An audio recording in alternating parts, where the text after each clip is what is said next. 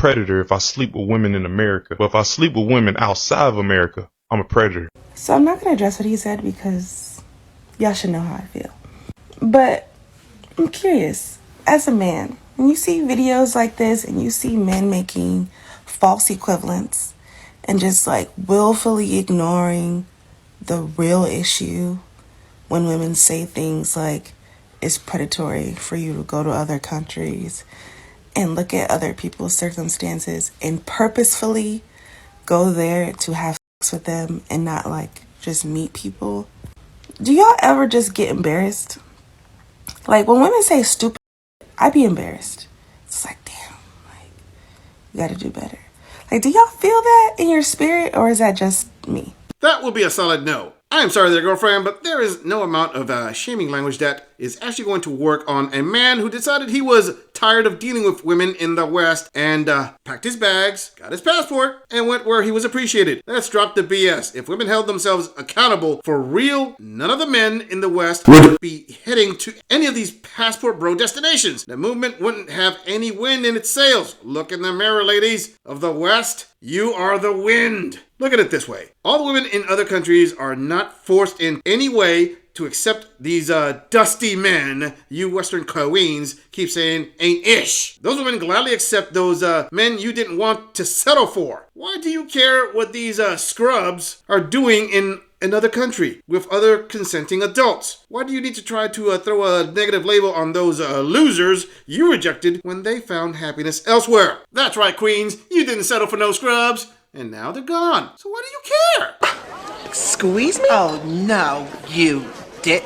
Moving on. I'm Katya. I'm from Russia. How long have you been living in Norway? So I'm here for 9 years. And what is one culture shock that you've experienced? It's not the man that is actually ruling the relationship. I had this discussion with my colleagues. I'm like, yeah, but the man has to be the main person in relationships. And they're like, why? And I'm like, I don't know. That's when I started questioning everything that I had in general. People are really reserved. Even if I'm talking about foreigners that are coming to Norway, everybody tries to integrate so much that people are starting to become really, again, reserved. People start to have social anxiety, especially men. They are afraid of rejection, like every other normal people. There is so much more pressure on men because women are really independent, saying, I don't want you to pay for my drink because do you have any expectations from me? The man facing the rejection from before, he's afraid to make the step. And the thing is that like nobody basically even suggests you a cup of coffee. Okay, fam, I've decided to do something special in this audit. I had a conversation with a womanist claiming that in a more egalitarian society, modern dating would not be in the current mess it is in the West, and it would be near perfect. My response was, challenge accepted. I did some research and I have selected Norway as the case study for this audit, as that country has constantly topped every discussion for equality amongst the genders. So men demand the 50-50 relationship, period. Okay, and that caused a dating culture of everyone to be reserved. Women pay their half of the date and men get more pressured for rejection. Even making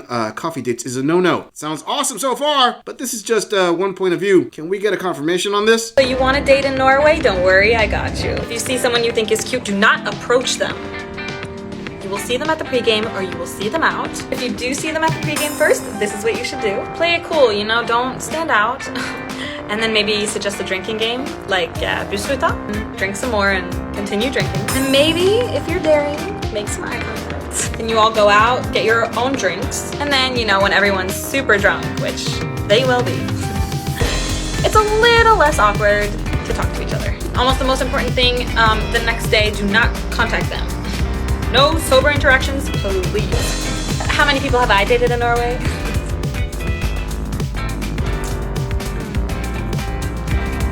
This sounds so awesome. So the womanist empowerment of the Norwegian modern dating market is all about paying for your own drinks and food until you have enough liquid courage in your system to approach the guy you like. This sounds like the perfect system to find the mother of your children. Let me be honest, not just does this seem like a system that the Chads/Tyrones are going to love, it sounds like the body count these women will stack up will put a Chicago Undertaker to shame, and the mileage will wear down the tread grip faster than a NASCAR 500 race. Okay, so how is dating from a Norwegian man's perspective? I mean, the average guy, not Chad Thunderschlong. Well, the next video seems to sum that up pretty nicely.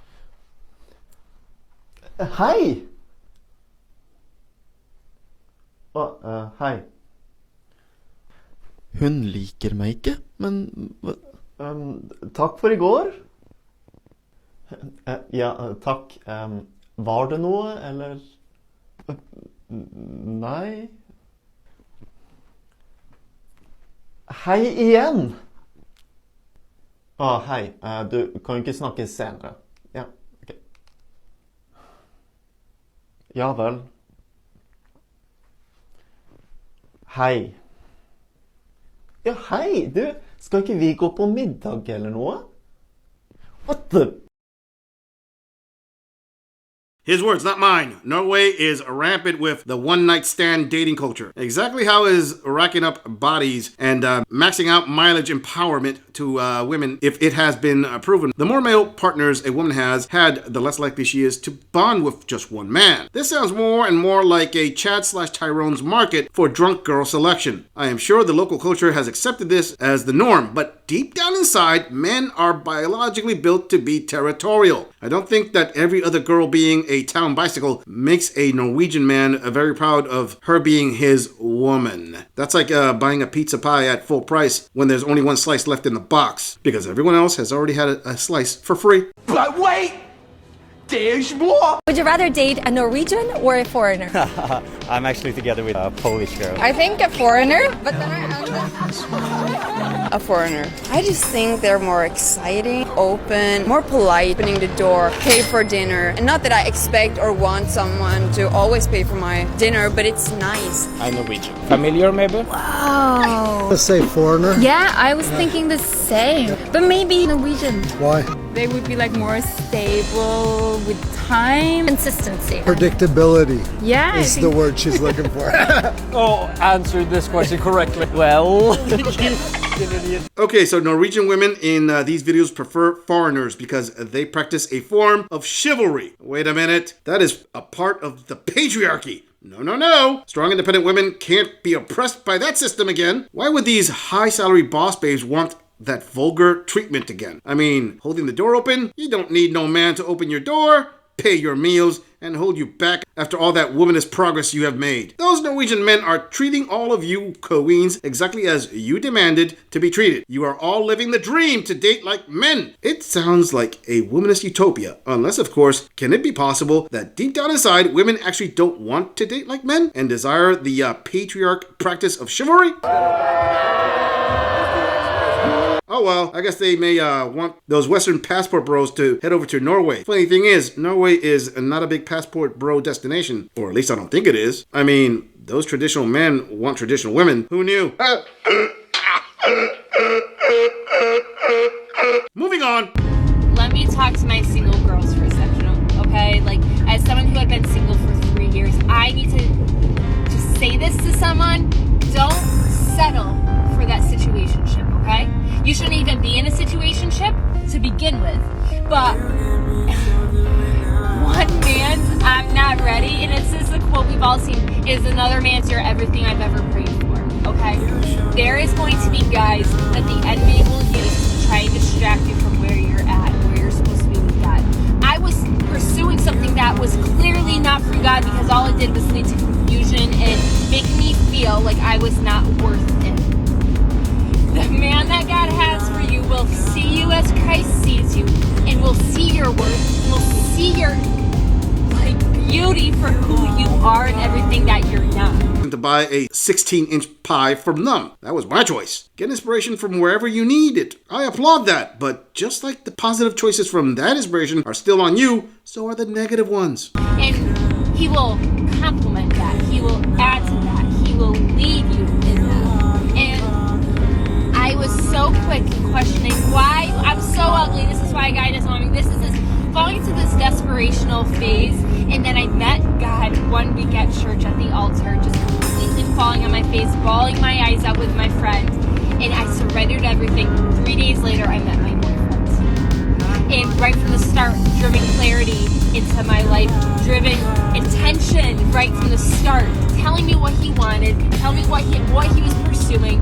And I promise you, that situationship is not worth it. It's not your husband. You want your husband to so clear with how he feels about you, what he wants, and what he desires for for the both of you.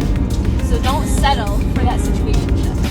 I have an obvious question that I am sure the bulk of my male viewers are probably thinking. Why did it take her to chase down Chad/Tyrone to seek out her positive inspiration later? I mean, let's think about this for a moment. How does chasing a player and getting played equate to some direct line to finding Mr. Right? I would venture to say that the ability to find Mr. Right was in her control the entire time, and she chose Mr. Exciting over Mr. Right. Let's just admit it already. Modern women are attracted to the players, and after they have had their fun with the hot bad boy, they want Captain Saver 304 to sweep her off her feet.